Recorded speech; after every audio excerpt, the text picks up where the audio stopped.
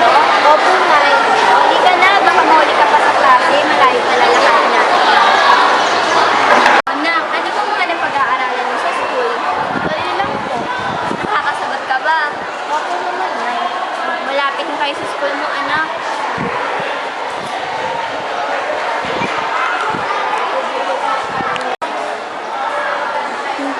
Anak, consistent ba yung mga baka mo? Opo. Anak, huwag mo na silang kaingitan. Makontento ka kung anong meron ka. Anak mo, pagpasensyahan mo muna ha. Yun lang kasi yung makakaya ko ngayon eh. Ayos lang po, Nay. Basta po ang mahalaga. Makapag-aral po ako ng mabuti at pagpapaliman. Salamat, anak ha. Para sa inyo naman po ito yung tatay. Mag-aral kang mabuti ha.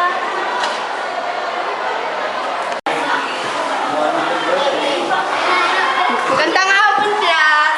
Magandang hapon po! Bibigyan Okay, take your seats. Class, get your 1/2 by test time.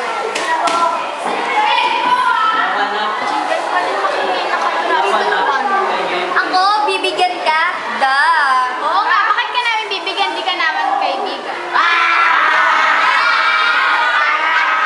Okay, class, sino pinagtatawan niyo dyan, ha? Sino pwede magpaliwanag na ang kahirapan na hindi hadlang sa edukasyon? Okay, Valdez? Ang edukasyon po ay susi ng katagumpayan sa ating buhay. Hindi po hadlang ang kahirapan sa ating edukasyon. Sagot, Valdez, wala bang mga kamay dyan, class?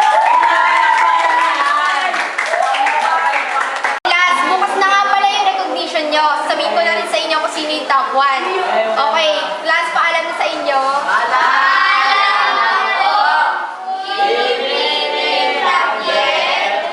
Class, ang top 1 nga pala natin, si Eloisa Valdez. Oh, Eloisa, hasan ang nanay mo? Wala na.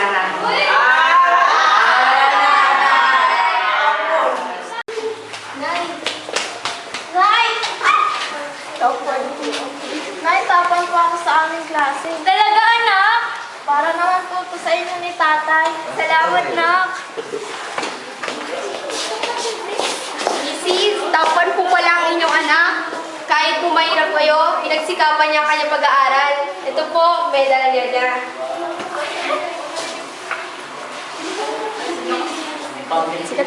Salamat, anak ha. Nag-aral kang mabuti.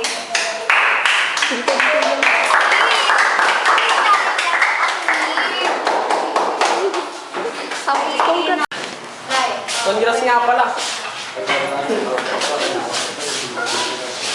Congrats nga pala.